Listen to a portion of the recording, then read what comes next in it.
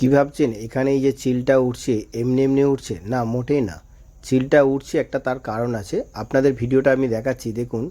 সুন্দর একটা ক্যামেরা বন্দি করেছি। এখানে একটা মাছরাঙা পাখি কোনো কারণে মাছ ধরতে গিয়ে, শিকার করতে গিয়ে তিনি ফাঁদি জাল বা কোনো একটা জালের মধ্যে আটকে গেছে। সে আটকে যাওয়ার ফলে মাছরাঙা পাখিটা পুকুর থেকে আর উঠতে পারছে না। এই অবস্থায় চিলটা তাকে লক্ষ্য করে এবং চিলটা তাকে খাওয়ার জন্য চেষ্টা করছে। এই মতোই আমি বোঝাতে চাইছি আপনাদেরকে। দেখুন, মাছরাঙা পাখিটা খেতে গিয়েছিল একটি মাছকে, আর খেতে গিয়ে যখন আটকে গেল জালের মধ্যে, তখন আবার তাকে খেতে এসেছেন চিলটা। এই চিলটা যখন তাকে খেতে পারছে না, দেখা যাক লাস্ট পর্যন্ত কী হয়। তবে আমরা যেহেতু দূরে আছি, আমরা বুঝতে পারছি না আমরা কিভাবে মাছরাঙা পাখিটাকে উদ্ধার করব। একেবারে অনেকটা মাঝখানে আছে, তাই আমরা উদ্ধার করতে পারছি না। দূর থেকেই দেখতে হচ্ছে আমাদেরকে।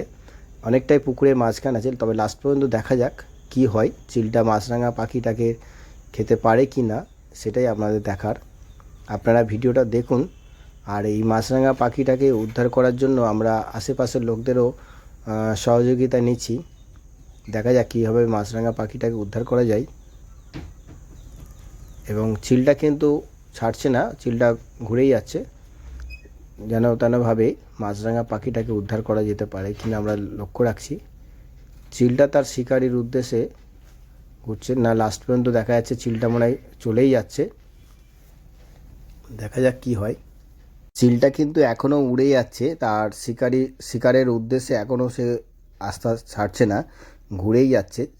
দেখুন, আর মাছরাঙা পাখিটা প্রচণ্ড ভিজে গেছে, তার সেই জন্য আর সে মাছরাঙা পাখিটাও উঠতে পারছে না।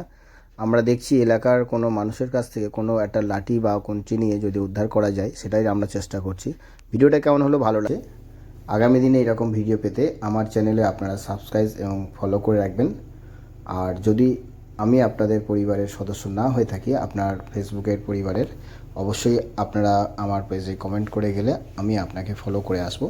তাই আমার নতুন নতুন ভিডিও পেতে গেলে আপনারা সুন্দর সুন্দর কমেন্ট করলে আমার ভিডিও করতে আরও সুন্দর লাগবে। আমরা যেহেতু এসে পড়েছি, ভিডিওটা করেছি, এবং সেই জন্যই আমরা আজকে এই মাছরাঙা পাখিটাকে অবশ্যই উদ্ধার করব। যে কোনোভাবেই আমরা এলাকার মানুষের সহযোগিতা নিয়ে ভিডিওটা করেছি যেহেতু, আর আমরা যেহেতু এরকম একটা দৃশ্য দেখলাম, অবশ্যই আমরা মাছরাঙা পাখিটাকে উদ্ধার করেই তবে বাড়ি ফিরব। তাই এরকম ভিডিও পেতে অবশ্যই আপনাদেরকে অনুরোধ করব আপনারা আমার ফেসবুক চ্যানেলটাকে ফলো করে রাখবেন, এবং যদি মনে করেন সাবস্ক্রাইব করে রাখবেন আমাদের নতুন নতুন ভিডিও আপনাদের কাছে আসার জন্য।